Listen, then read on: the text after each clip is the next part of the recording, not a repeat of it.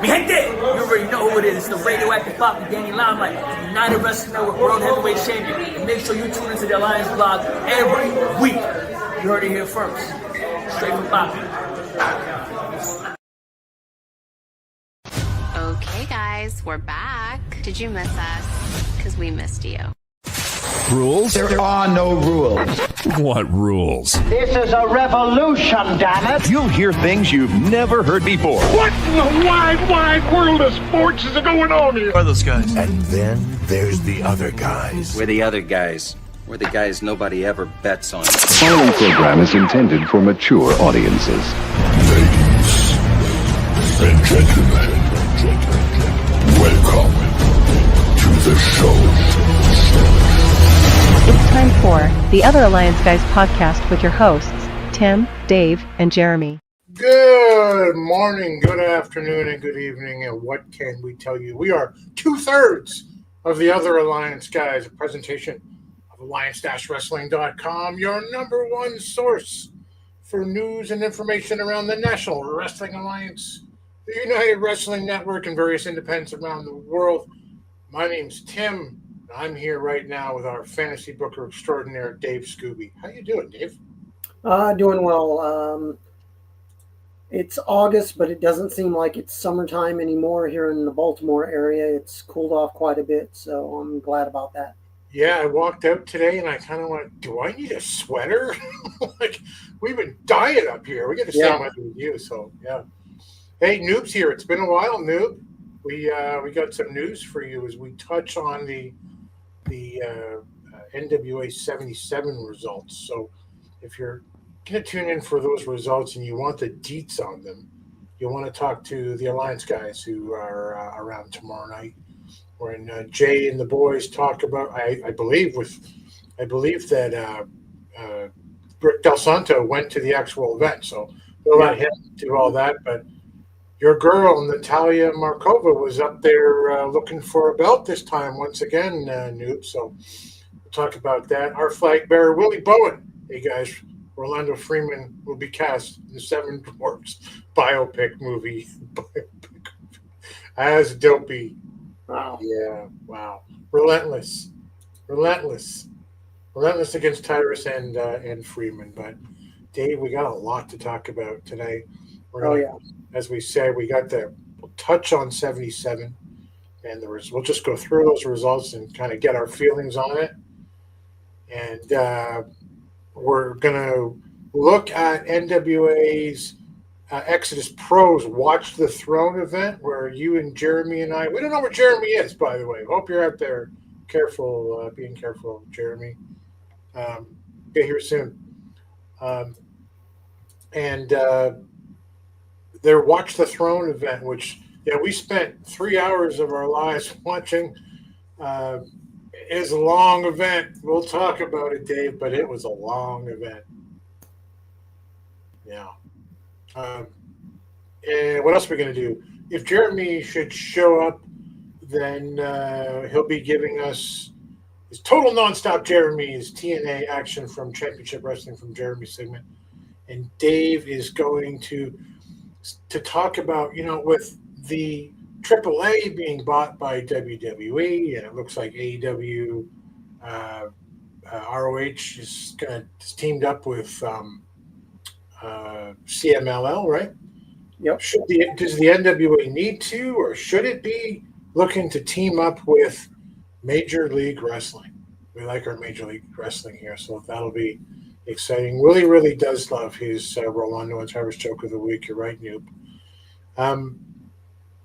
Okay, so we'll do this. Dave always reminds me, but I remember it on my own. I'm going to put the spoiler alert banner up. If you are watching and you don't want to see, we got a lot of people watching like after the program as well. If you don't want to see the NWA 77 results, then come back in exactly, let's say, 15 minutes from this moment. We'll be done in 15 minutes.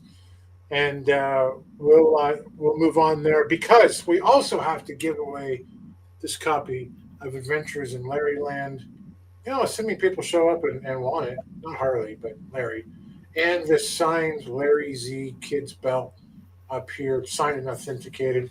They're both pretty cool.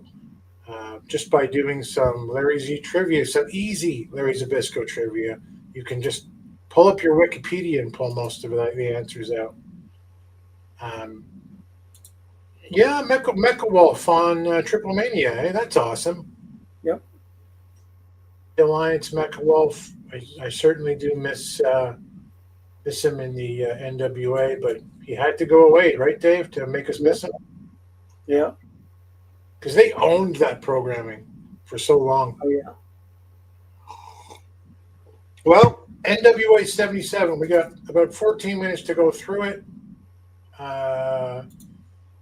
This is what happened, and not every match, because there were a couple of like smaller ones that it didn't really matter. But results from the NWA World Junior Heavyweight Championship match: Dave, Alex Taylor retains the title over Rich freaking Swann. So happy to see Rich Swann.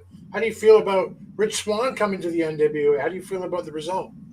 Well, I mean, it's one of those things of I can understand Alex Taylor retaining, but I mean, if they can use Rich Swann, I know I guess, is still working with TNA. I'm not sure what his contract situation is with them, but also seeing TNA sort of under the TKO WWE umbrella. Right. If we do move forward with it, I can see them not allowing their talent to work outside, but yet they're letting, I mean, you almost have to. I mean, they're letting Natty do that, so why not? Yeah. I mean, if anything, it gets somebody on your mind of, oh, hey, that person is with the WWE or with TNA or whatever, and they're allowing them to work outside, seeing that they're not doing house shows anymore.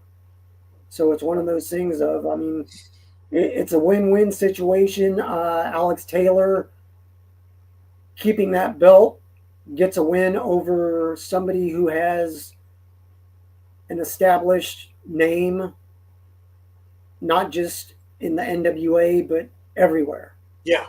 Yeah. It's good for Alex Taylor. It's good for Rich Swann. Oh, yeah.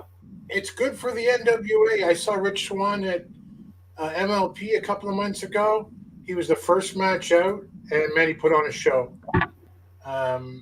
As Noob say here, it's obvious Rich Swann is back from injury and still with TNA as evidence of the beatdown of Casey Navarro. Wow.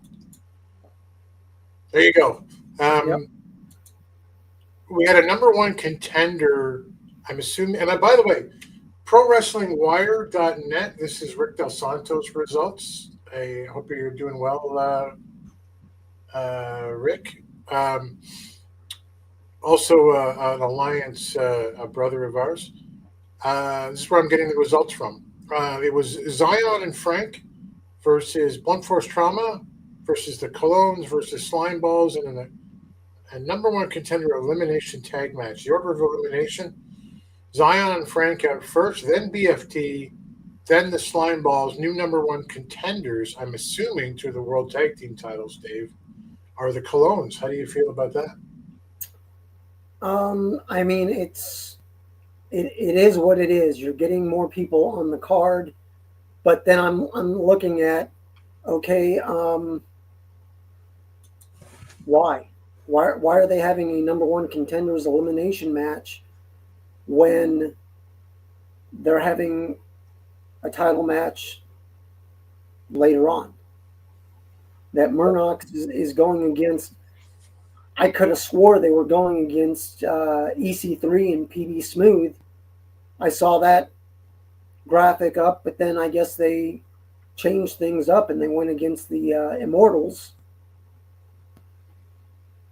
And I mean, it is what it is. But I mean, it is what it is. I mean, yeah, they got more people on the card, and I think total. I mean, they did a couple pre-shows, but there was like 16 or 17 matches total. That just makes for a long night. I love wrestling. Don't get me wrong, but that just makes for a long night. Even if they're good matches at 10 minutes apiece, that's still a lot of time. Yep. How many minutes we got? We got 9 minutes. Then we gotta be done with this one. The NWA World TV Championship, which I maintain should not be on I almost said pay-per-view, but there goes Dave. I lost Dave. It's just me. I'm talking to myself in the air right now. The NWA World TV Championship, which I was going to say I don't think should be defended on a pay-per-view or a premium live event or whatever you want to call it. Brian Idol successfully defends against Joe Ocasio. I like Joe Ocasio. I'm not a big Brian Idol guy, but he just got the title, and he's done a lot of work for the NWA behind the scenes. So, he's the guy they got the title on now. So, there you go, Dave. Yes. The Pope showed up. The Pope, and said he's here to claim his destiny, and that destiny is the NWA World Heavyweight Championship. I would have stand up and applauded. I think he's 2 years too late, but how do you feel about the Pope? I'm glad he's back. He's a well-known name, but I mean, like you said, if he would have come back when EC3 was champion about 2 years ago, year and a half ago, that would have raised EC3's stock, beating the Pope. But I mean, it's just there's a right time and a place for everything, and it just I don't know. It's almost like 77 was, let's throw everything at the wall and see what sticks. That's right. Although I did wave, just saying hello to Roswell. Good to see you, buddy. Damian Fenrir is the new number one contender to the NWA World Junior Heavyweight title after winning what Rick Del Santo calls a very confusing six-man tag elimination match. I know nothing about him other than that he's been around here and there. Dave, do you? No, not much. I mean, I'd have to look him up. In the interest of search. Yep. Yeah, in the interest of time, we'll move on. And Alexander Hammerstone, in some of the bigger matches here, defeats Kerry Morton. Yeah, that feels right to me. No disrespect to Kerry, but Hammerstone and Kerry, I don't like. It doesn't seem like there's much of a contest there physically. Yeah. Carson Drake and Aaron Stevens beat EC3 and PB Smooth. But that's fine. We'll talk more about them in our not time crunched Watch the Throne after this. Let's go to the more important ones. NWA Women's Television Championship. How do you feel about Tiffany Nieves, La Princesa, Dave, defeating Serena Vale? Makes sense to you? I guess it's just one of these things of, I mean, we'll talk about what Tiffany's doing and the title she's held or is holding later on when we talk about Exodus Pro. But I mean, they had to bring somebody in, and I mean they bring in Serena. And I guess the right wrestler won. Tiffany retained the TV title. But like you said, on an event like this, TV title should just be on the TV shows, not on signature live events, pay-per-views, whatever you want to call them. I agree. Not big shows. I agree. Do an interview segment, do something with them if you want, but no TV title matches. NWA National Heavyweight Championship, a shocker for me. Mike Mondo defeats Mims for the national title. What do you think? I was surprised. I mean, they hadn't done much with Mims, and it's either they're going to reboot Mims again, or he's just getting tired of playing second fiddle and being on the back burner. And I mean, I was surprised that it was Mondo that won, because I thought Mondo and Slade made a good team, but Slade they put elsewhere. So we'll see what happens. I mean, Mondo has the look, and I mean, he's a fire plug. Right. So he does have the look. He seems short, but he looks like legit. Yeah. Yeah. I mean, we'll see where it goes, and hoping that he has somewhat of a name from the past that he can go out. Yeah. I'll be discussing this later, but anybody who has a title belt for the NWA, get out and defend it. Granted, it's good within the NWA to defend it, but as many title defenses as you can get, that just makes you a better champion, in my opinion. Yeah, and honestly, most of the time, height doesn't matter for me. Like, I was 6'5" before I got older, and anytime I did lose a fight was probably half the time was always to a little guy. So, there was an 8-person mixed tag team match where Team JCP beat NWA Crossfire. We're just going to skip that one in the interest of time. NWA World Women's Championship noob. Did I say nude? little Freudian slip. As Natalia Markova defeats Kenzie Page for the NWA World Women's Championship. Dave, finally, it's Markova's time. You happy with that? I am, even if it's just a short 6 to 9 month reign. They're so far behind on programming. A 6-month reign will be 10 to 12 months now. So it's one of these things that it's time for a change. Kenzie's done as much as she can do. Now I think it's time for her and Kylie to either go after the tag titles and have the Page sisters do their thing, or maybe it's time for her to move onward and upward. If she can get in the TNA, if she can get in AEW, anything would be better for her because she's basically done all there is to do in the NWA. Yep. On the very odd, slim chance, Kenzie, that you're watching, you're a great champ. Nice job. El Grande Dragon, who I do not know, but who I think Dodie out in the Discord mentioned something about. This gentleman right here defeated Max the Impaler in a match. He's from WWC in Puerto Rico. Just in the interest of time, the Immortals, Dave, that's Odinson and Creighton. They beat Trevor Murdoch and Mike Knox for the World Tag Team titles. Any quick thoughts on that? I mean, it was time for a change. Nothing against Knox and Murdoch. They play their parts very well. Yeah. If they can help out on the territories and every once in a while help out in the NWA, that's great. But it's time for a change in that it's something fresh. Odinson and Kratos, they can take teams that they've dealt with in the past when they were U.S. champions, and it's sort of like taking a snow globe and shaking it. You got to shake things up every once in a while. Right.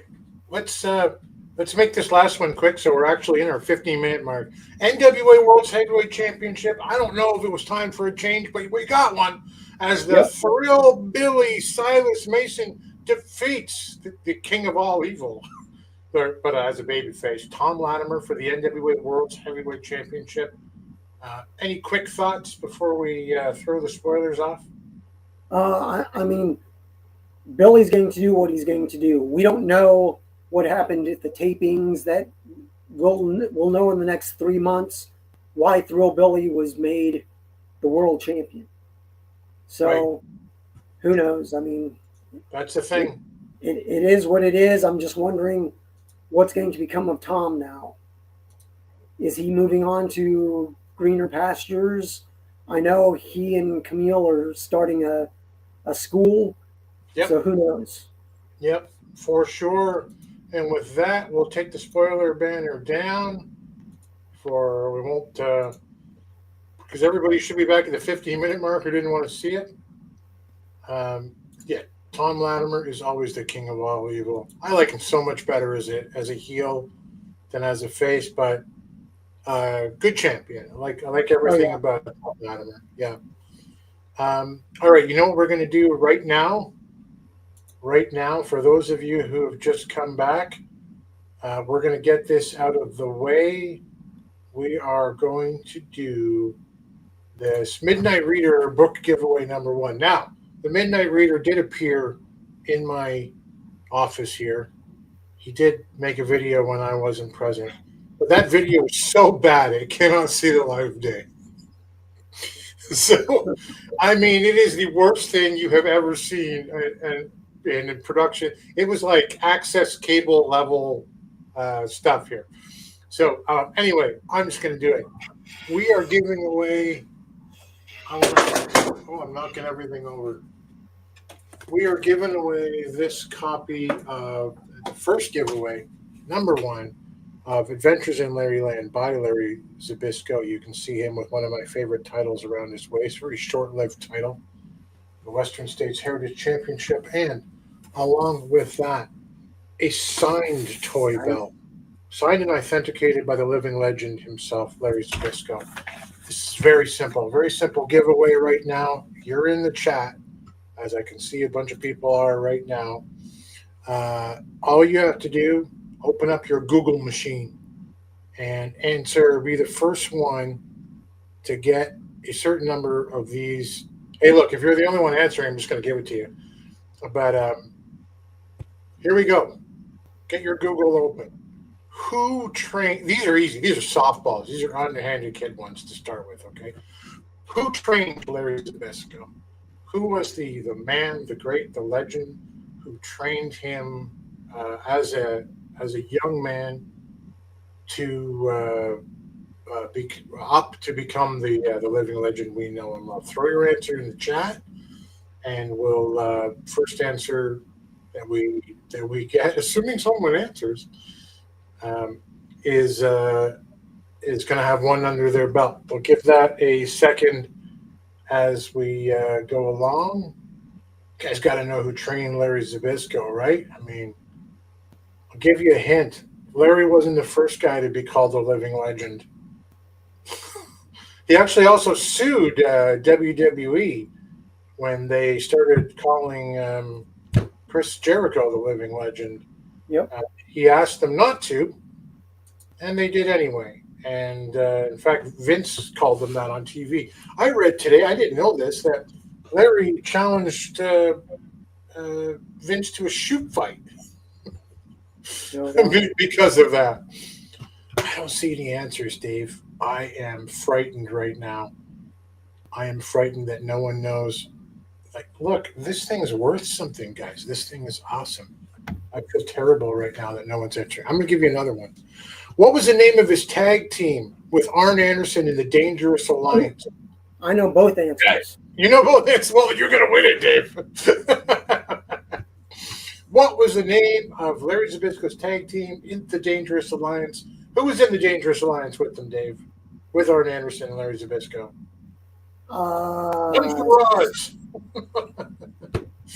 Bruno Sammartino trained Larry Zybszko. Roz, yep. Good job. But Steve Austin was in there. Rick Rude. Yeah. Wasn't Bobby Eaton? Yep, Bobby Eaton. Yep. Medusa. Yeah. Medusa, yep. Yeah, with Paulie, obviously. With Paulie in his phone. Roz, Steve, Willie, Noob, do any of you know the name of the tag team that Larry Zybszko formed in that group with Arn Anderson? I'll give you another one. I'll give you another. This one's a little harder, but I love this one. Actually, I'll go easy again. Who did... Okay, so 1997, Starrcade. Larry Zybszko is an announcer by this point in his career, and he finds himself in a war with the NWO, who when Scott Hall harasses him on Nitro, and he ends up in a fight against someone for control of WCW Nitro, Starrcade 1997. Who does Larry Zybszko face in that match? All you got to do is Google it. Starrcade 1997, Larry Z. It'll come up. It'll come up for you. I'm going to give it to you, Roz, if you answer this one right off. I'm just going to go ahead and say it. Or, here's another one. In what state did Larry Zybszko defeat Barry Windham for the Western States Heritage Championship in 1988? That's the belt on the cover of this book. There was only 2 champions, Barry Windham and Larry Zybszko, before. That's one for Steve G. He defeated Eric Bischoff at Starrcade 97 to retain control of WCW's control of Nitro. Hey, if either you or Rosville at this point can tell me, we already got this answer from Rosville. Thanks, Willie. So the ones out there right now, what is the name of his tag team with Arn Anderson in the Dangerous Alliance? In what state did Larry defeat Barry Windham for the Western States Heritage title? I'll give you the last one on my list. North Carolina? No, that is not correct. That is not correct. Listen, man. You can't win this. You can't win this, Jay. It is the Enforcers. That is correct. But guess what? Rosville has won. Larry Z defeated Barry Windham for the Western States Heritage title in New York. In the most eastern point of the United States.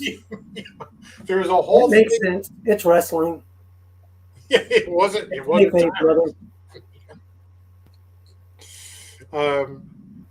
Yeah, listen, Rosville, send me Roz, hit me up on Facebook. That's like the only social media I have right now. Just look up Tim Wood in Canada, and I'm there.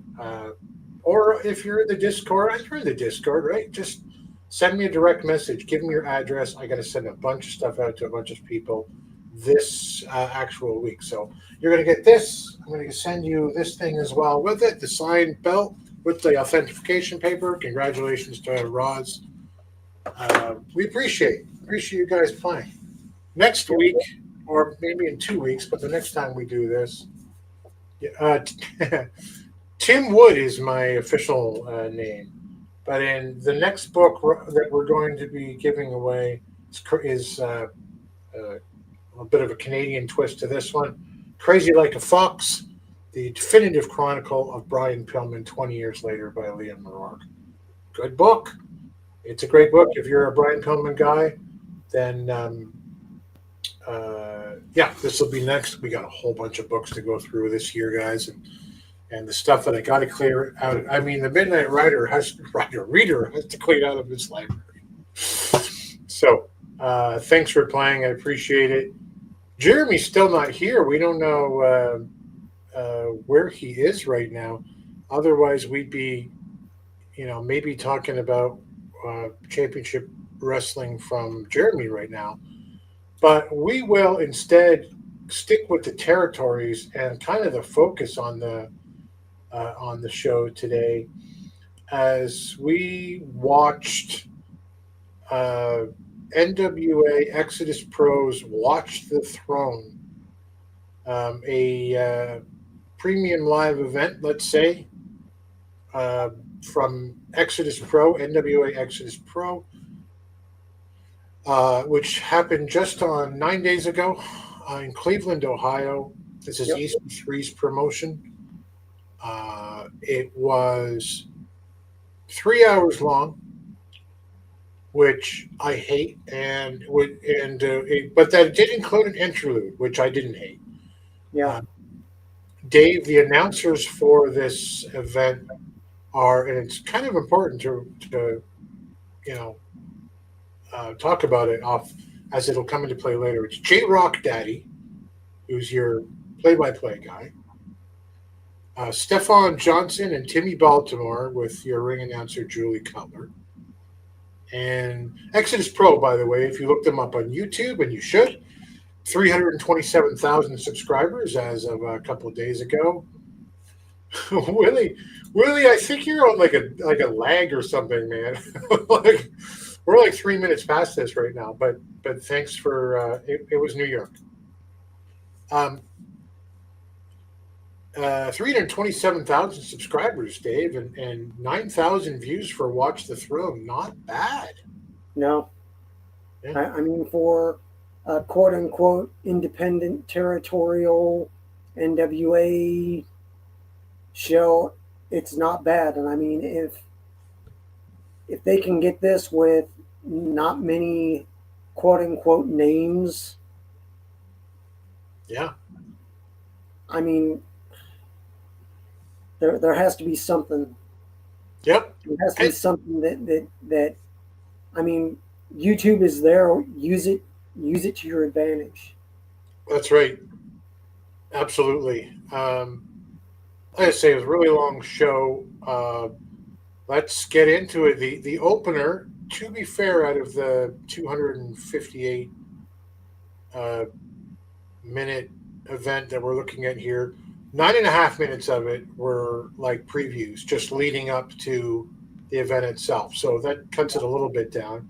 Standard opening package, though, Dave. Like, I remember the last one that they did was better than this. This was very standard, very indie opening package, and this is indie wrestling. But I don't know. I thought maybe it was not maybe what I was used to since watching the last event from them. And wonky camera work, just as I can say, from the floor. Yeah. I was telling Dave before the show that the hard camera kind of moves a little left and right haphazardly. I don't know about the direction. No offense to the staff over there, but it did show a camera person holding like a camera up on a stick to try to get a shot at the ring. And I'm all about good angles and everything, but it was wobbly when they went to that camera. And there was a couple of times when I thought, it's hard to watch. But the lighting and as well, you mentioned the lighting, Dave. What did you think of that? I mean, in my opinion, I mean, I've worked nightclubs and done some sporting events. You need to light it from above, not from the side, because all you're doing is casting shadows. And when you're crossing lights, if it's from above, it just shines down. Right. And you can see it from shining down. But I mean, just too many shadows. I did have to stop it a couple times just because of the camera work. Because I mean, I do suffer from vertigo, and it just sometimes just seeing something wobble affects me. So I had to pause it a couple times. But like you said, it was too long of a show that if you cut out the intro and maybe, granted, they had the interlude, little intermission, that was about almost 20 minutes. So it would have knocked it down to about a 2-hour show, maybe 2.5 hours total. They could have done away with, not everybody has to have an entrance. You look back at what WWF used to do and WCW, they'd sometimes have the enhancement talent already in the ring, and then your challenger or your champion would come out. But I mean, it wasn't bad for what it was. They do need some work.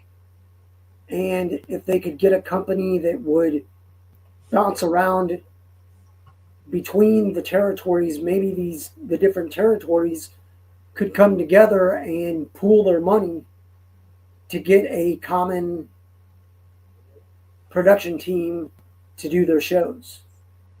Yeah.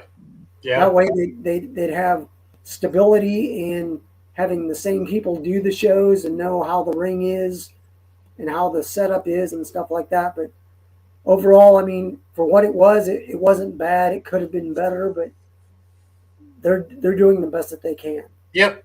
I mean, we'll grade it. We'll go through the matches on a really high level for most of you guys. Jeremy's beating up Tyrus because Tyrus tried to steal his refrigerator. Jeremy's giving him his finisher right now, Willie. It's going to be It's going to be it's the Miller Driller. That's what it is, Dave. It's the Miller Driller. Yeah. So opening match, Handsome Harley, who, we've seen in Exodus Pro before, seems to be, I think the announcer, his name is Stephon Johnson. I think he said he was like Ric Flair from Temu or something. That made me laugh. But I mean, there's a story here of like a kind of an angry out-wrestled Harley as he takes on the young and athletic kid, like the crowd favorite Jermaine Marbury, who has a basketball gimmick. He's out with his mascot / manager, Benny the Basketball, who is legitimately a guy in a basketball suit waving at the crowd. It's indie wrestling, but it's not terrible indie wrestling to start the show. Marbury's athletic. He does this one thing I put in here was that he did this kip up from inside out leg scissors. Looked really cool. Yeah. And I also liked his shake and bake crossover moves. Like Harley would try to hit him, and he kind of like shake and bake, and then he'd go the other way. And if it wasn't timed properly, it would look incredibly stupid. But the way they filmed it, I thought it looked pretty good. He wins with a cross body. What did you think of this match? I thought it was good for an opening match. The basketball gimmick and the mascot, it was okay.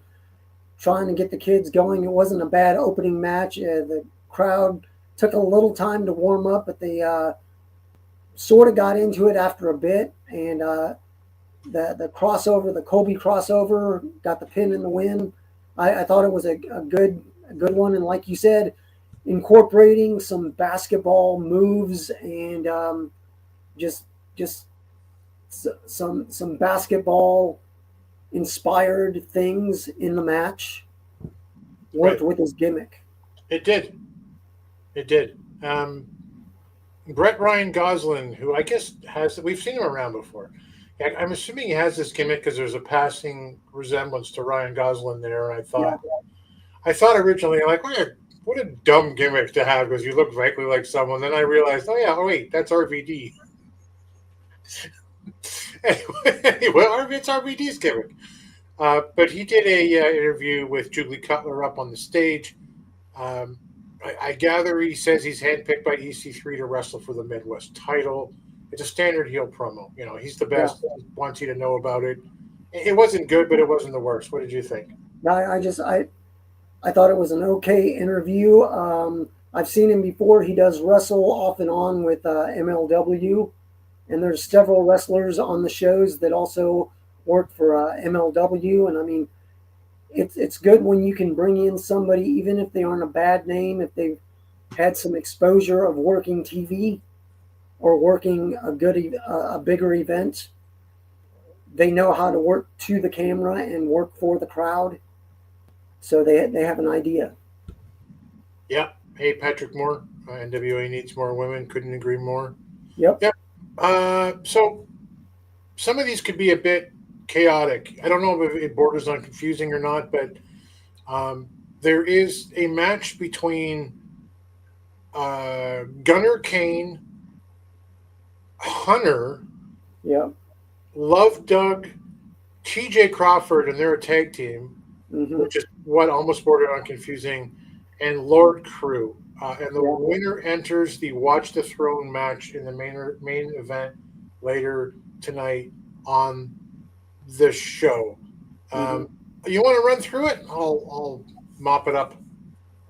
Well, I mean, it wasn't too bad of a match. I did like it was strange that they had a tag team, and I mean, Love Doug and TJ have worked MLW as well.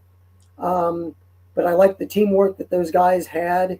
Lord Crew at the beginning of the match, Big Pop got lost, and he then came back and ends up hitting a spin kick on Gunner for the pin and the win.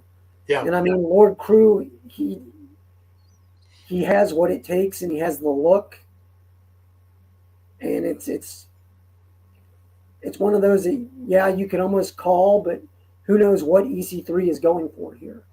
Yeah. I would have skipped this match knowing how it looked out if Lord Crew wasn't in it. Like the comedy skit that Love Doug and TJ Crawford do on the stage, it's bad. But Crew comes out. He's the only believable guy in this match. He feels legit. It's just largely a comedy match. They do like a picture taking spot where like 5 of them are all wrestling each other, and then they just kind of go between each other's legs until one guy's hugging another, and or like Crew's behind me. It's one of those, oh, he's standing behind me moments where you're feeling his face. Come on, just. And I also didn't get it entirely either. Like, is this a battle royal or can you pin? Nobody explained it to us in the match. Love Doug is not good in this one. He looks awkward. Looked like he and TJ Crawford are kind of breaking up as a tag team. But did you notice this, Dave? The announcer, I think it's Timmy Baltimore, gives away the attack that is going to come before it even happens. Yeah. I was like, okay. I was like, you just shot the load before the foreplay. Yeah. Anyway, I have like very little notes for Lord Crew, who I think is I think he's great. I would change his ring attire, like from the waist down. Because like he's a very tall guy, but he's also a little on the slender side, and the legs look strange in the long pants. Like I'd go for something more akin to like the biker vest that he wears up on the top. But anyway, I'm glad he wins this. He's going to the main event. We then get Gannon Jones versus Pretty Boy Smooth. Smooth beats up, like it kind of organically comes, which is okay with me, comes into this match from the last one. Crawford and Love are get kind of knocked out by Smooth on his way in. I get the sense that this is 2 heels. Yeah. It's a hoss fight. Pretty Boy Smooth is surprisingly athletic for a guy who they introduce as a legit 6'9". Like they want you to know we're not joking around here. He's that big. But Gannon's a big guy too, and Lanier falls on Gannon after some choke slams.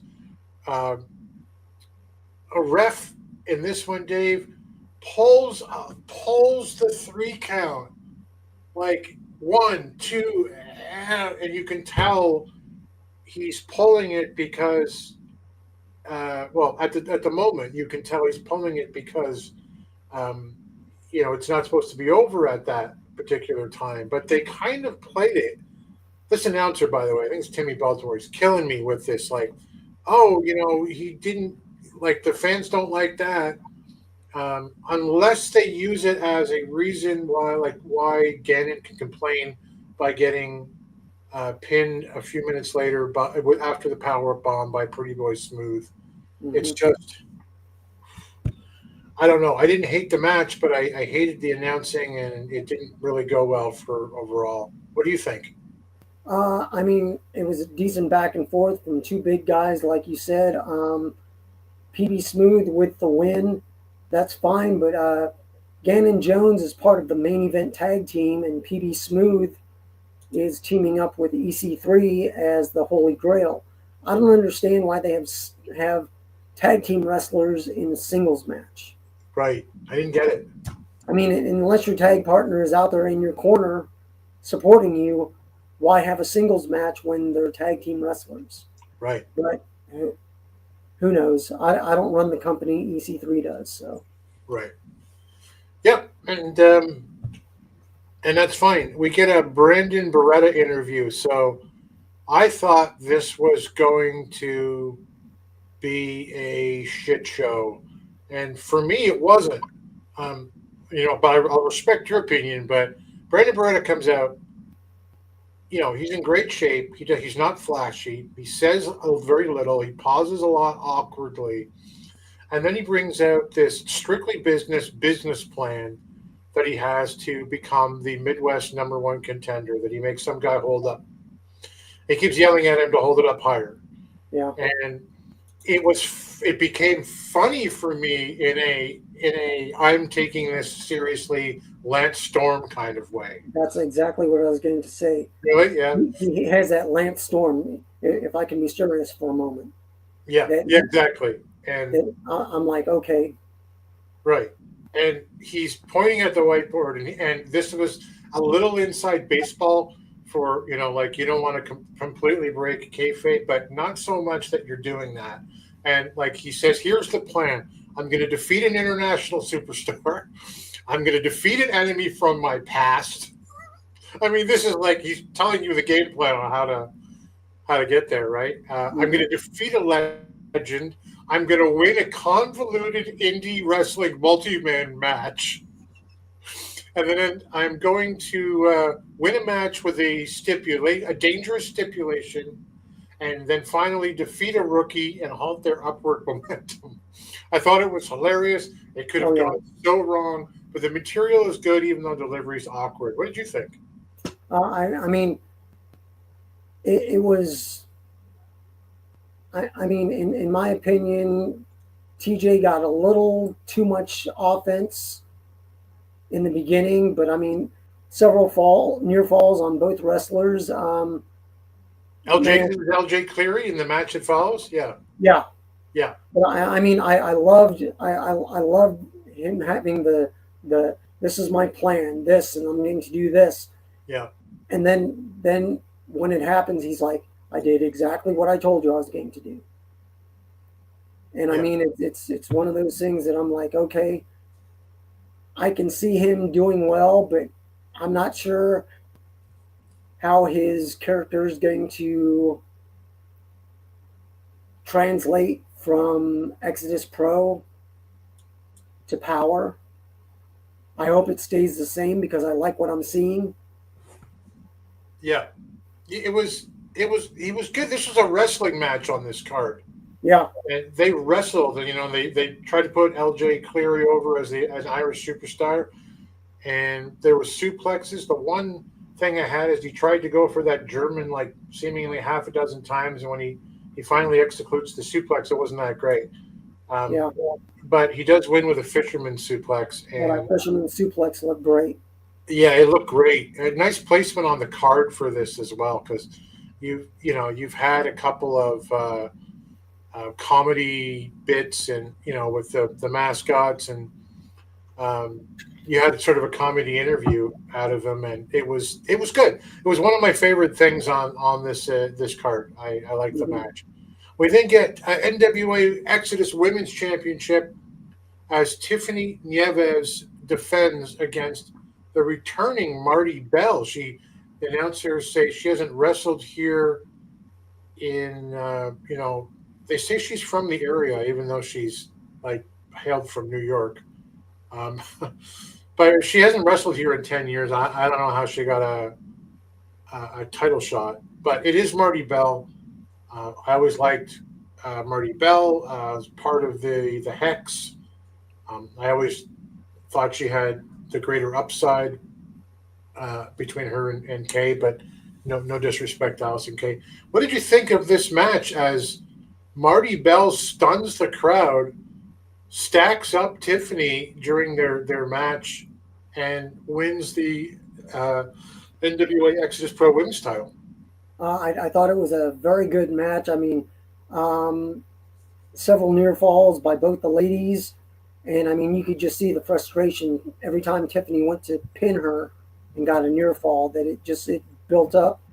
And I mean, Marty did a hell of a job selling her left arm being injured, and she kept it throughout the whole match. It's not like, oh, it hurts now, and then like 2 or 3 minutes later, she's using it to beat the hell out of it. Right. No, she sold it throughout the whole match, but I liked it. Just, it was a simple thing that her moving out of the way, Tiffany hitting the corner, and Marty with the roll up out of the corner gets the pin and is the new champion. Right. So I mean, the crowd was going crazy. Great crowd response. I hope that we see Marty back in the NWA, and they can take this story and translate it to her going after Tiffany's TV title, or if they bring Allison Kay back, they can go up and go after the tag titles again. Right. So Yeah, it's, the crowd. it's good for everybody, and I mean that crowd was into her. Crowd popped. I was just going to say they were into her. Oh, yeah. She's looked like she really came out with a full of emotion, kind of charisma and character. And as Steve says, she has charisma and knows how to get other people over. She's really great at so many things that other talent isn't good at, and one of them is just catching that right level of emotion, or Yeah. I almost hate to use the word facials, but it just, that's the term. So she's great at them, and Yeah, I there's mean, she's been around enough that she knows how to sell and how to respond to it. It's one of those things of when there's an action, you need a reaction. right. So she knows how to respond, and like you said, do the facials.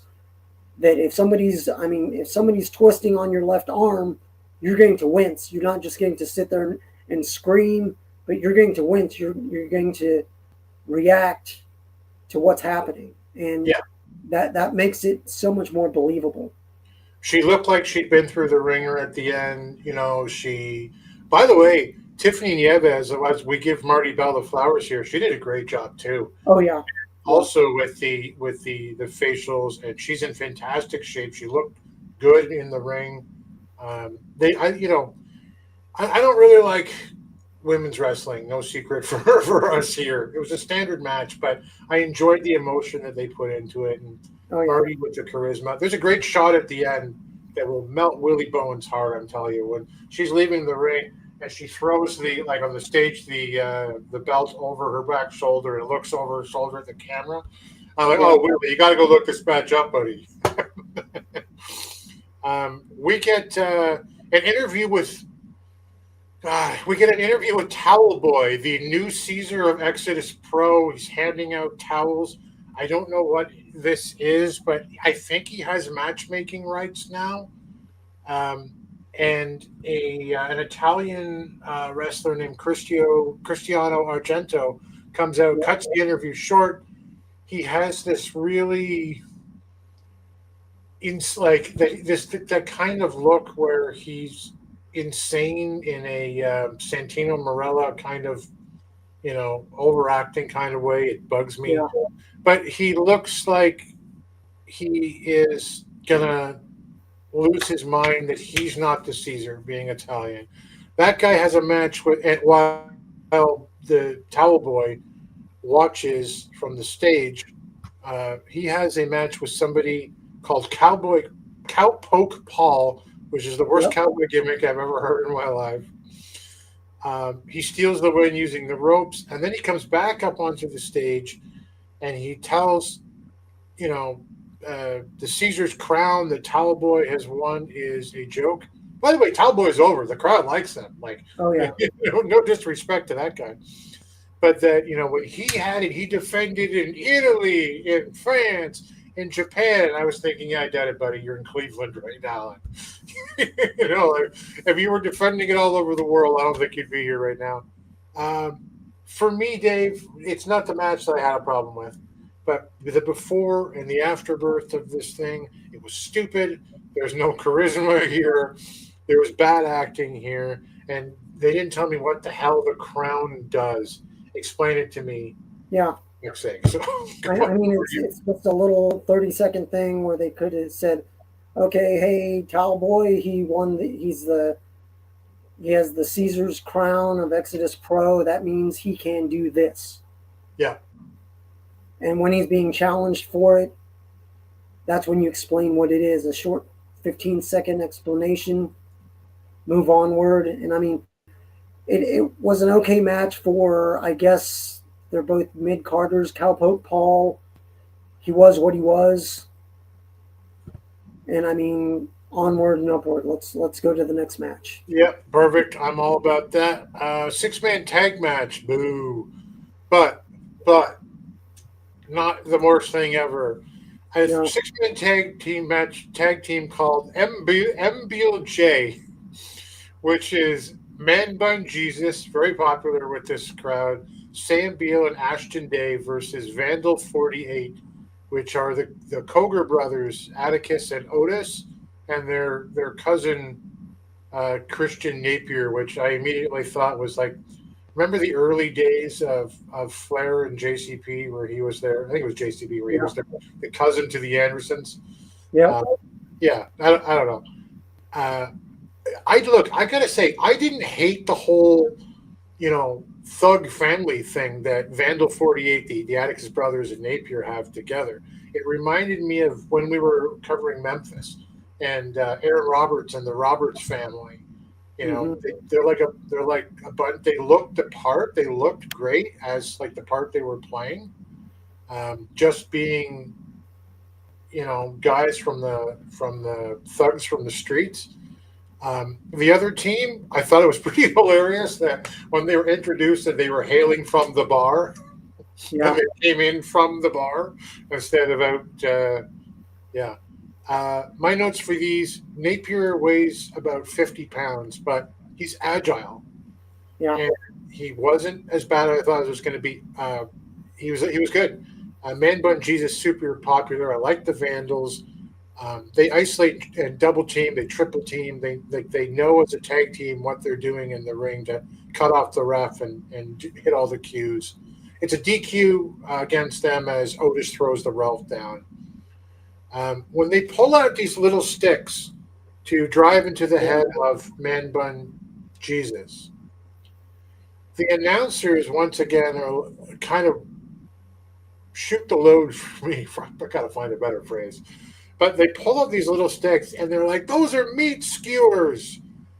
And look, man, you're telegraphing the spot for me right now. Like, I should be going, if you're going to use them, which you shouldn't, but if you're going to use them, let me figure out what they are. Like, as he drives them into the head of Man Bun Jesus, and like smacks all of these little meat skewers, like literally things you would put shish kebab on, into his man bun. By the way, not lost on me that Man Bun Jesus was given a kind of a thorny crown here. Yeah. But I have to, like, when you're yelling, those are meat skewers, the moment they pull it out, it should have been more of they do it with the announcers going, what are they using? And then kind of going in and going, are those meat skewers? That would have like sold it better than just, they've got the meat skewers. Unless that's their thing. If that's their thing and they do that all the time, I stand corrected. But for me, oddly enough, with the possible exception of the match between Brandon Beretta and LJ Cleary, I thought this 6-man tag match, which I don't generally like, was the best match on the card. What did you think? I mean, for what it was, with all the crap in between, it wasn't a bad match. And I mean, it showed who your heels were. I mean, all hell broke loose. It got out of control at times. But I mean, like, Sam Beal really impressed me. He has the look. And it's just one of those things. I mean, they did the right thing with the DQ finish. Then they had the spikes in the head. And I'm just like, okay, it's one of those things of, you're looking at it and going through the card and going, okay, well, we have a women's match. We're going to do this. Let's do this other match. Let's do a little hardcore and some DQ stuff. Let's do this. It seems like they're almost trying to fill a quota of, let's do a certain kind of match in each one of these matches. So it's all different. I just want some good wrestling. It's had some good wrestling at times, but it showed you who the heels were. Vandal 48, they did a good job. The other guys did what they needed to do. But like you said, the announcers almost seem to spoil things right before they happen. Yeah. So just take a breath and just be like, what the hell are they doing? What's in their hands? And then when it happens, Oh my God! Are those spikes? Are those wooden spikes? Yeah. Then Yeah. they act. Exactly. You know, they said at the top of the show, "Hey, look, it's me, J Rock. What's his name? I wrote it down. J Rock Daddy, and with my partner Stefan Johnson, and with Timmy Baltimore for the first time. We'll see if it's the last time. No offense, I'm not in the biz, but it should be the last time. I mean, that's 2-3 times that he's kind of blown stuff as it goes along. Aaron Stevens is out. Yay! It's he's the director of territorial affairs. Nobody does over the top like Aaron Stevens and makes it fun and watchable. Like there's lots of people who do it badly and just go, "Oh, what is this?" I love Aaron Stevens. He's out there. He's yelling at the crowd. He's being heel. Shooter Stevens kind of stuff. And the slime balls come out immediately and they cut him off. They're here to help him. And he tells them, they're not going to win the scramble at the end of the night. Their job isn't to win it. They're supposed to make sure that the winner doesn't look like the winner. And sends them back. He introduces Carson Drake, who has 2 belts and a briefcase at this point. He's got the NWA Television Championship. He's got, what is the other one he has? I don't know. LW, I believe. Yeah, and and a briefcase that he can apparently cash in. Pastor CeeLo is who he's fighting. Now listen, CeeLo, I'm pretty sure they introduced him as the good one, which is great. I don't know. It was a small thing I heard. Pastor CeeLo, the good one. He has a collection plate as he goes around the crowd, and people put money in it. There's guys standing up to put bills in it. I'm like, hey, get handshake, hot dog, and some cash. That's Go right. for it. And with brilliant gimmick. Aaron Stevens totally underrated. You're right. Look, this is 2 over-the-top guys. When that happens, that means no over-the-top guys, if you know what I mean. Drake wins with the sleeper, but there was a move to Pastor CeeLo's credit where I think they called it the trust fall. When Drake is on the ground and CeeLo turns his back to him and then, falls backwards as if he's being christened or what do you call baptized. And lands on him. I laughed. I thought it was hilarious. It's perfect for his gimmick. But this was what it was. What did you think, Dave? I mean, like you said, it was what it was. Carson did a little overselling on some of the moves, but I mean, who knows? It's part of his gimmick. Yeah. And I mean, it's one of those things that he's doing a good job of being the asshole. Right. That you don't like him, and it's not just go away heat. It's there's a reason I don't like him. Right. And I mean, for all the times I've seen him wrestle, when he goes to wrestle, he can actually wrestle, and he's a decent wrestler. But he's taking all these different shortcuts. And I mean, it is what it is. He's only been wrestling for a couple of years, so we'll see where he ends up down the line in both NWA and out on the territories. But they seem to like what he does, and they're putting titles on him almost everywhere he goes. So right, we'll see.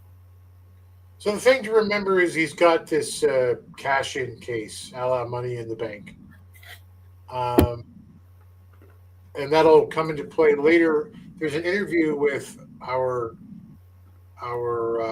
proprietor of Exodus Pro EC3, your former world heavyweight champion, he says he's going to referee the main event. He calls himself the over ref. Yeah. And then the announcer of all things, J-Rock, interrupts him on the stage, and he's pissed off. He says he's helped out Exodus as a worker. He's been a trainer. He was the guy who first shook EC3's hand in the business and trained him.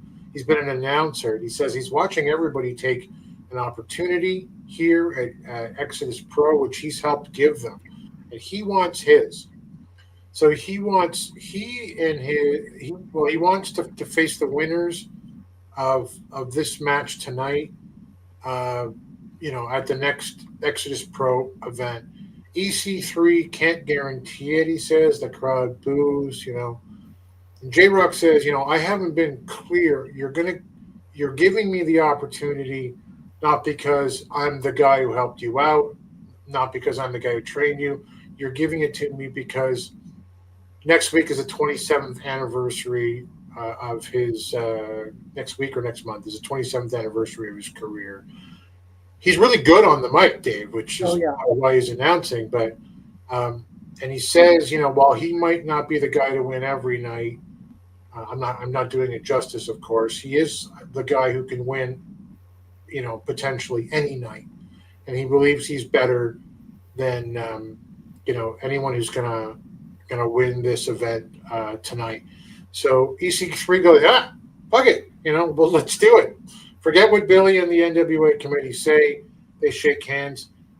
Main event time. But then this guy dressed like a mailman comes out, hilariously says to EC3, "You've got mail." Hands him a letter, which he reads and kind of shrugs it off and doesn't tell us what it says other than to make a joke about it before we go into the main event. What do you think of it so far before we go there?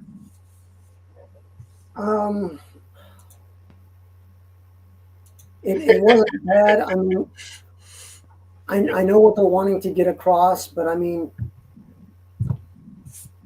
some of this either could have been done before the match. I'm wanting them to get to the match. J-Rock could have been talking throughout the whole event. Right. Hey, we've got our main event coming up, and it's going to be this, and it's going to be this. But I'd really like to get a chance to get back into that ring.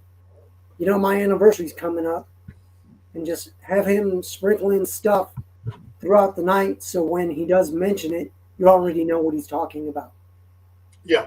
That a 3-minute promo gets knocked down to 60 seconds, and then we're on to the match. Right. Or do a pre-tape or something like that you can run throughout.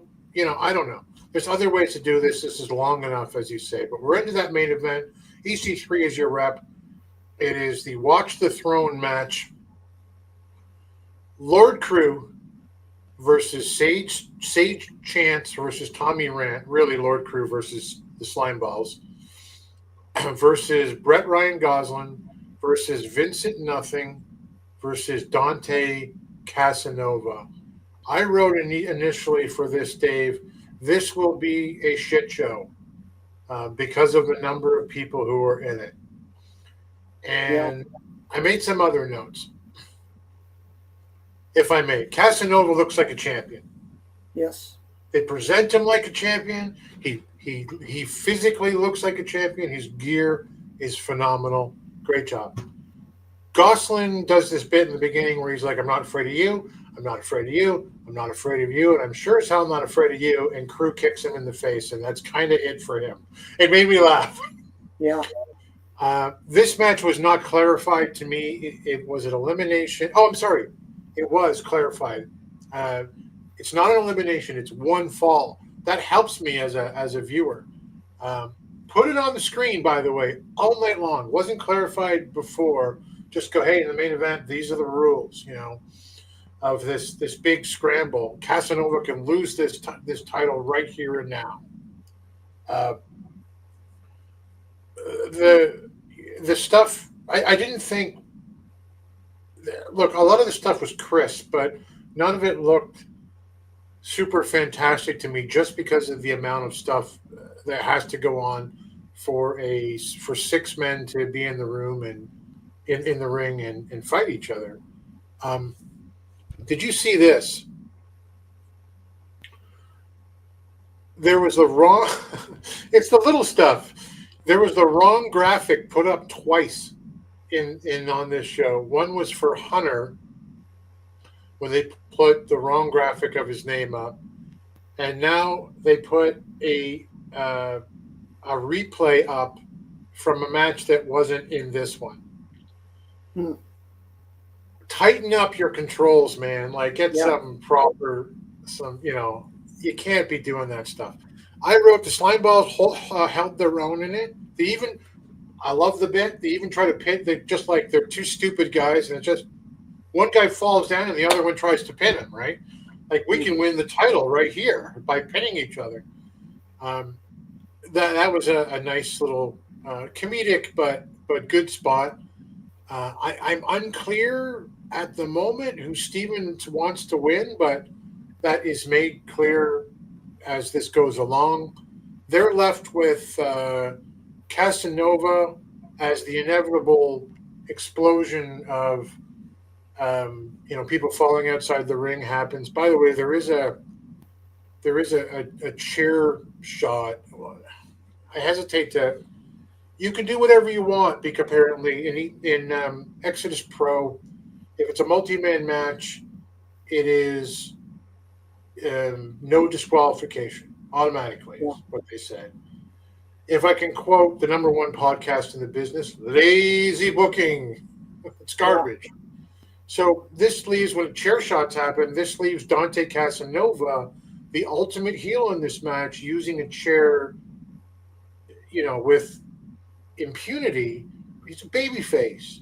He should be not using the chair. Unless there's something that he has to get some serious revenge after being beaten with it, like Mankind by The Rock. What's the point in letting him use the chair? It was stupid. The slime balls are left with Casanova. They claim a slow count at EC3, and he punches them out. And they kind of take him out with a double team, and Casanova using the chair, as I mentioned on them, seems wrong. Stevens, what did I write here?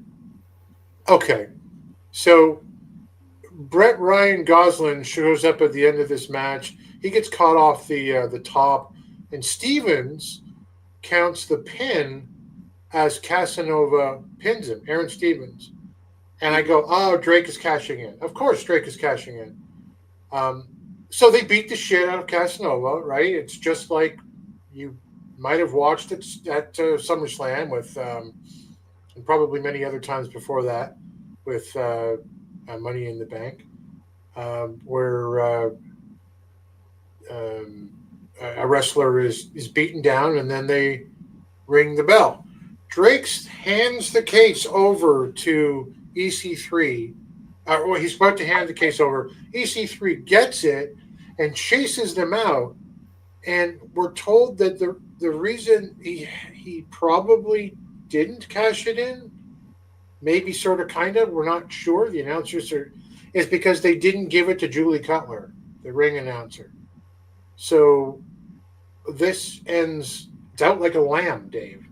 Yeah. This whole giant lead up to the main event is a fart in the wind, because we don't even understand if he's cashed in or not.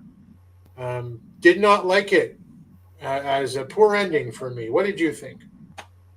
I mean, overall, Lord Crew and Vincent Nothing, I thought looked strong during the match, but it being a no DQ match, I didn't like the chair bit. And I don't understand they're having these multi-man matches with a tag team in there. Why? Yeah. It just, to me, it doesn't make sense. And if you know about what EC3 did with the Control Your Narrative, they didn't have like outside moves. They didn't have DQ finishes. It was real wrestling, quote unquote. This is about as far away from what CYN was.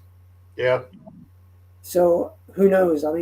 Carson trying to cash in, then EC3 going, nope, stop the cash in.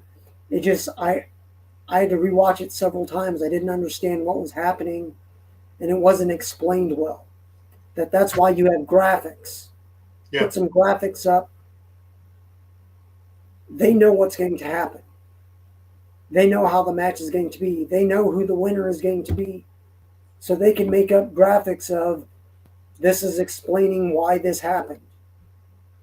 Use your graphics to explain a story if your announcers aren't doing it. Right. But I mean, I thought it was good.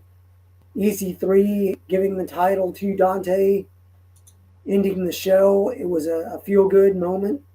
Him in the ring with, I guess that's his daughter that he brought in. But it wasn't bad. I mean, it's just, overall I give it maybe a 6.5 or a 7 out of 10. But I don't really follow Exodus Pro on a religious thing. It's not something that I look for. Oh, do they have something new on YouTube? Do they have something new on X? Do they have something that they're featuring? Oh, is this wrestler wrestling at the NWA tapings? For what it was pretty good. I would have cleaned it up just a bit. It was close to 3 hours, right under 3 hours. Knock it down to maybe 220 or 230. Yeah.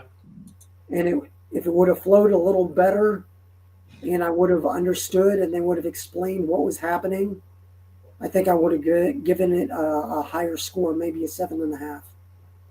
But for what it wasn't bad. What do you rate the overall pay-per-view? Like, will you put in the production for light, for sound, for camera, for talent? Probably a 6. Yeah. It wasn't bad. I've seen worse, much worse, but I've seen much better. And they just, I mean, the NWA has a good production crew. So if they can, if they have maybe 5 production crew that work and do that, if they can do maybe 2 of those members and then have a hometown crew of maybe 2, if they can work together and get the territories to work together, throw in, like I said before, throw in some money and have Billy back it a little, so they have the same production crew working throughout the territories. So there's continuity in filming.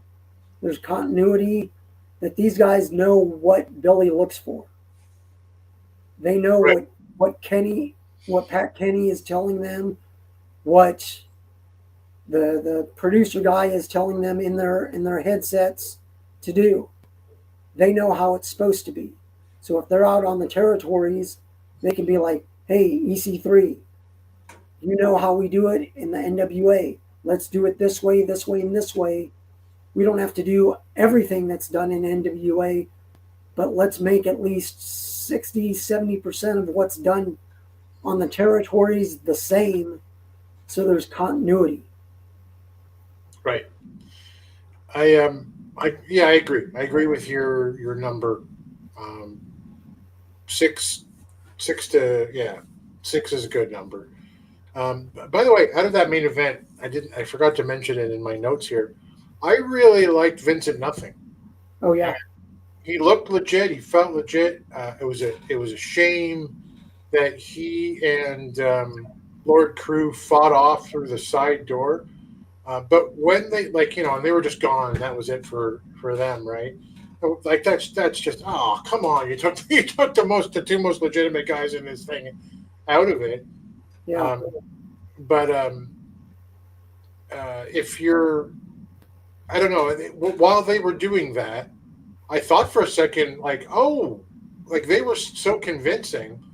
I thought maybe Crew got pissed off and took a shot at Nothing, and Nothing took a shot at him. I had to rewatch it a couple of times. I was like, are they legit? Oh no, they're just fighting off out the door, So good job by both of them. But I don't know, pump those guys up. So that's it. That's really the review for us for Watch the Throne. Not the worst, not the best, and like Dave often says, it is what it is. Yeah. So Jeremy's not here, so no TNA coverage tonight. Let's go to our favorite segment from Dave Scooby, Fantasy Booker. I respect you, Booker man.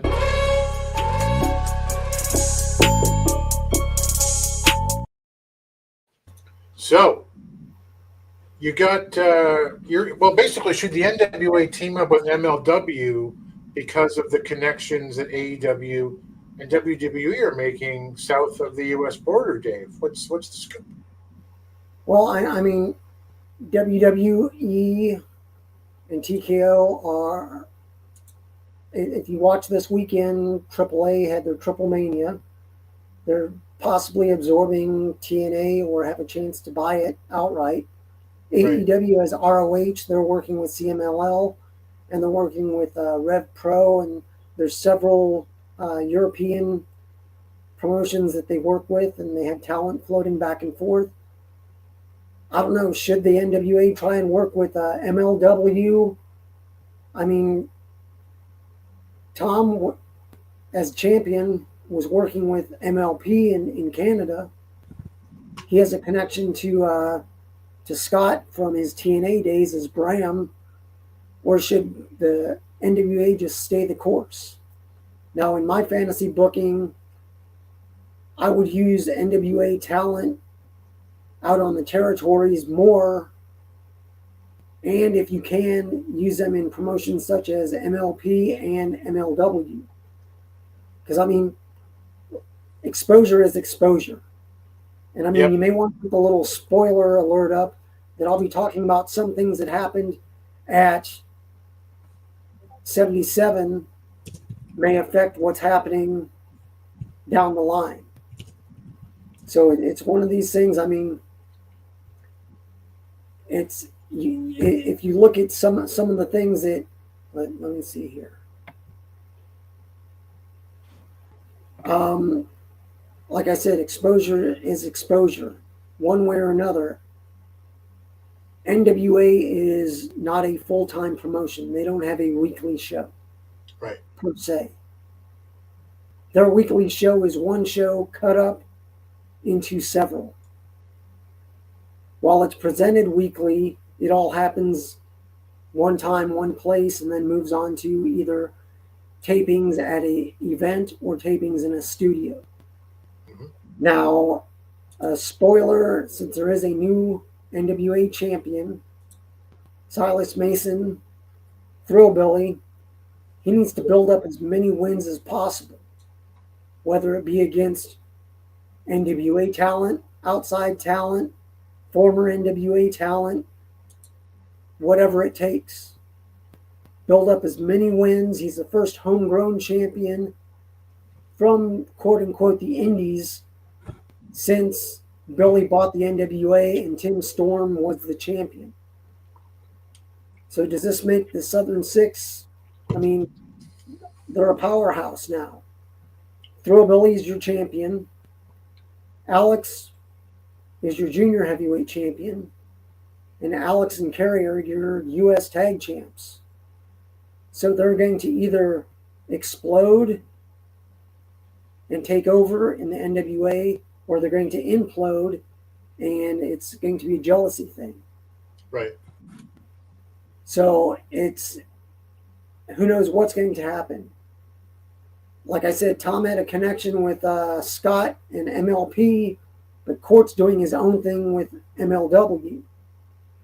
I believe MLW could use some NWA talent and not do them any real harm, depending on if they lose and how they lose. That if they lose by a disqualification or outside interference, they can still look strong even in a loss. Mm-hmm. But it's one of those things, I mean, you already have somewhat of a connection to MLW if you look at the NWA. Pat Kenny, Simon Diamond. He was one of the very first tag champions with C.W. Anderson when MLW started So you have a connection there.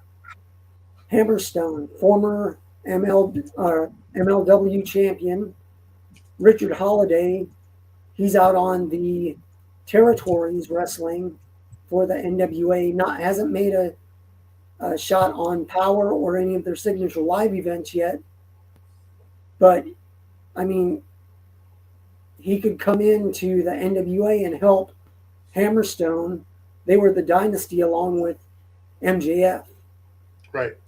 I mean, Hammerstone's a former heavyweight champion, and Holiday was a former tag champ with MJF back in the day. So it's one of those things that, I mean, right now, C.W. Anderson is back along with Brock Anderson in MLW. If you say the Anderson name, that's an NWA thing. Right. Going back to Gene and Ole and then Arn. It's one of those things that everything connects one way or another. And if you look currently in MLW, you have a former NWA champion, Kojima. He also wrestles in MLW. And there's some bigger name Japanese wrestlers. Kushida's there, Kenta's there. If you could bring those guys in, it does them no harm,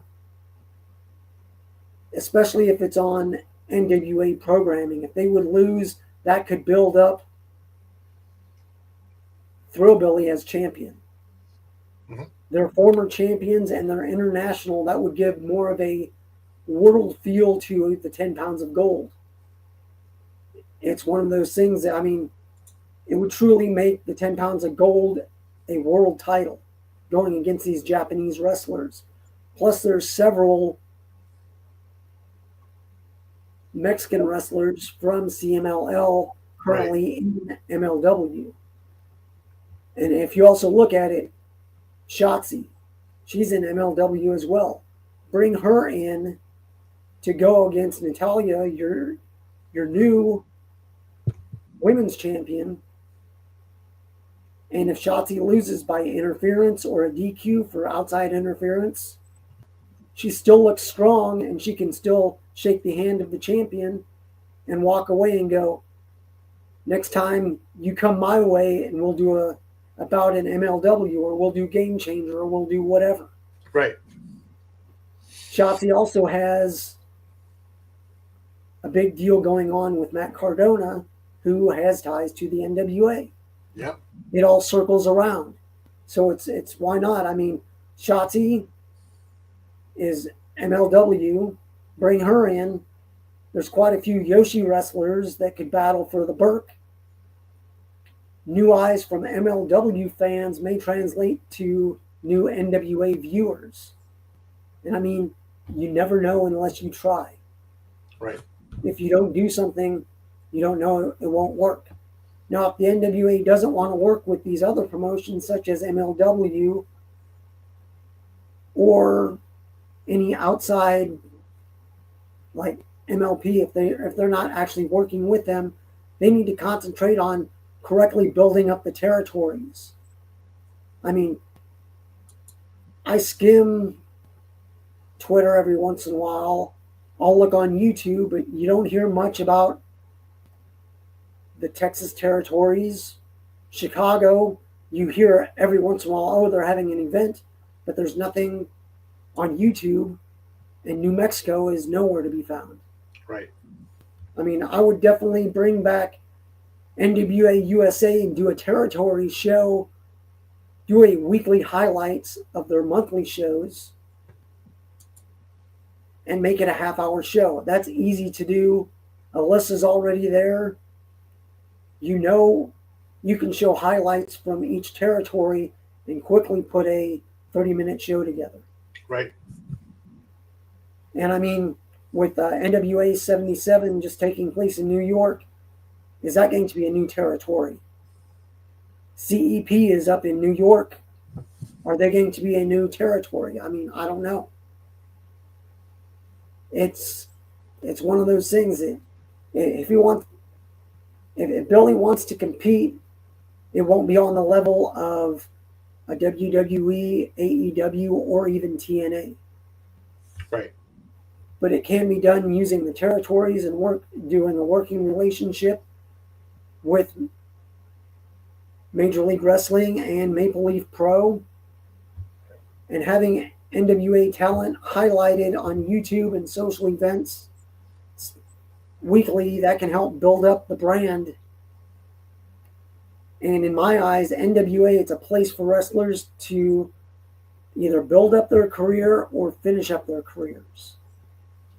They float up, they get on an escalator, or they get on an elevator, they go up a few floors, then somebody else comes a calling and they take a step.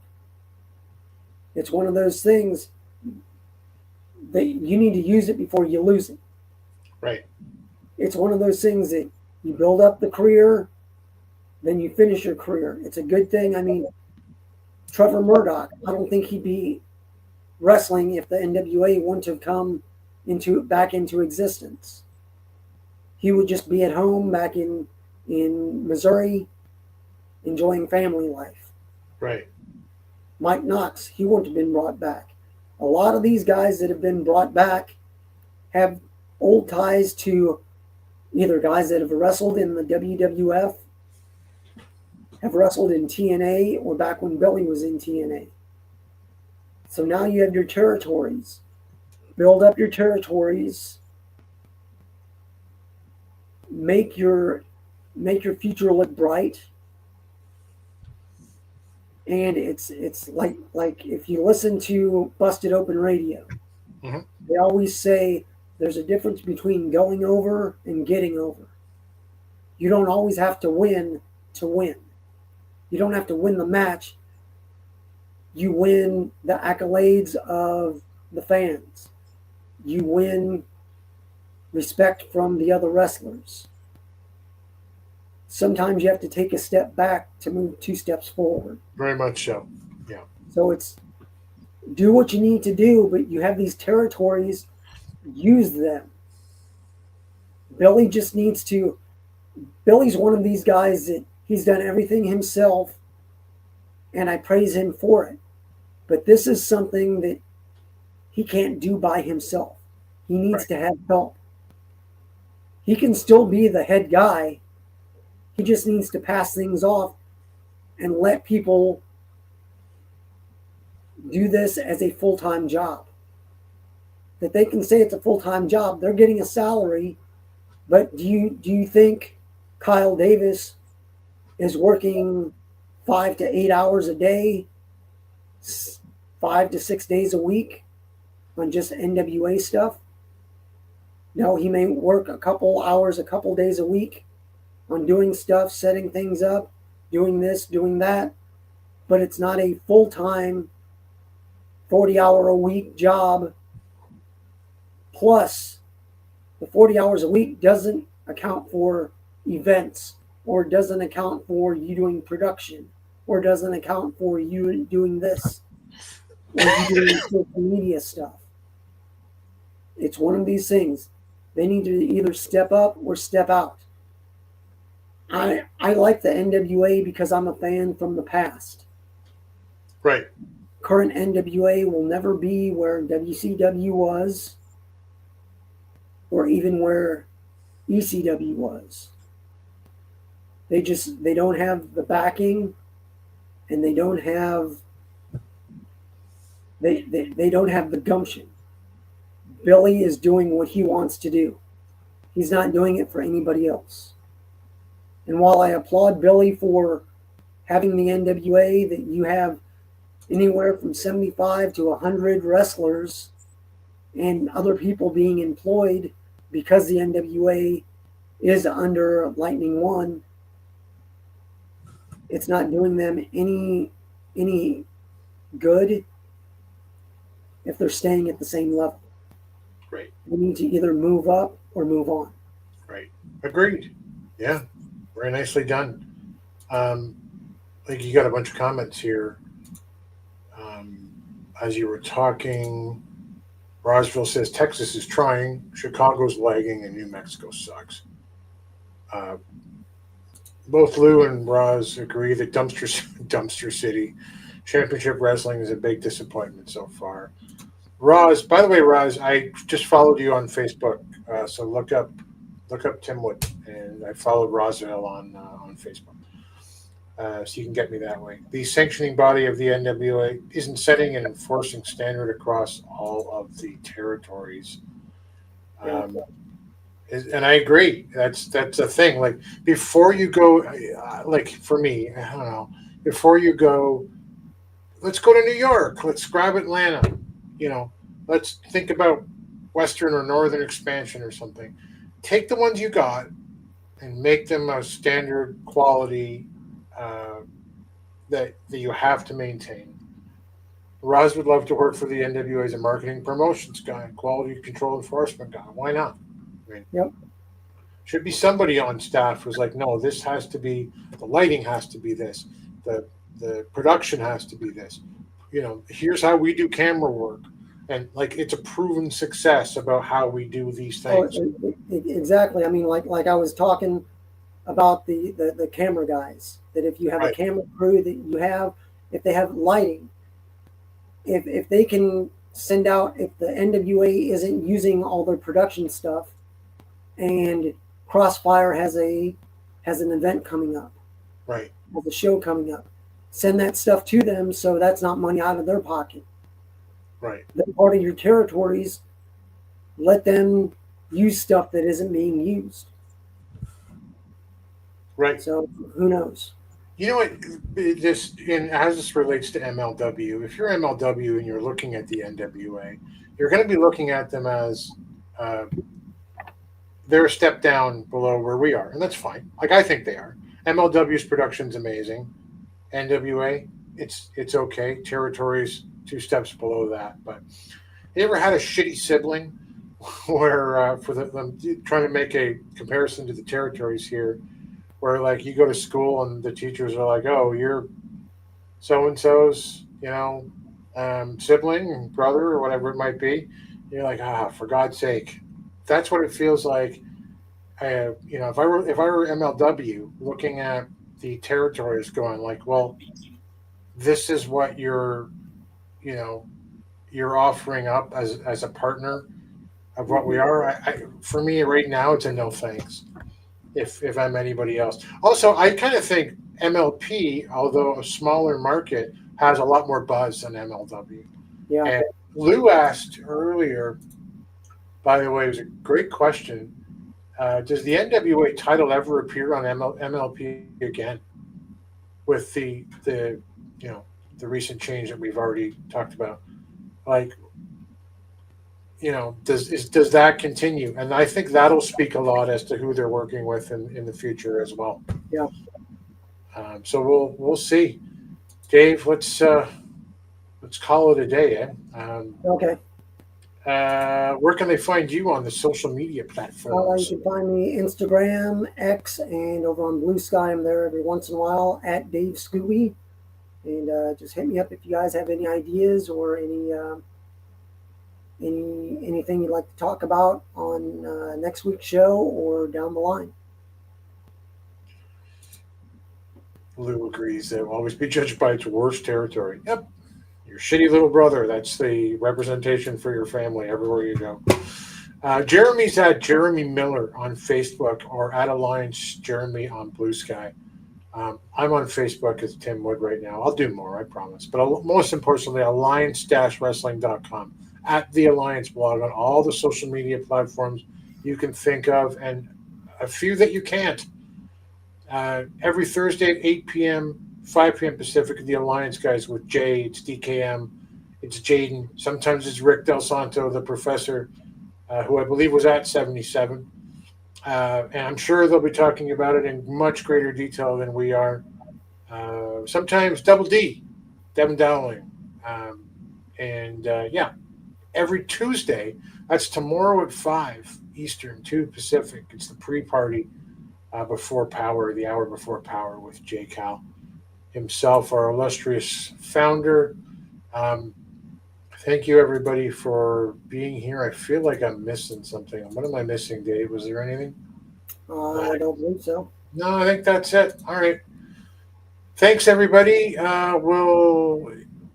We hope, Jeremy, you're out there. Hopefully you're watching this. Hoping for your due. I haven't heard from you, but all the best. So until next time, put a rock in the back door of the arena for us. We'll see you at the match. Thanks for joining the stream. This has been a presentation of Alliance-Wrestling.com. We genuinely appreciate your support. Would you consider subscribing so you'll never miss a future episode? I'd also like to remind you we do a live stream every Tuesday at 5 p.m. before NWA Power. You can find us on social media at The Alliance Blog. And until next time, we are The Alliance.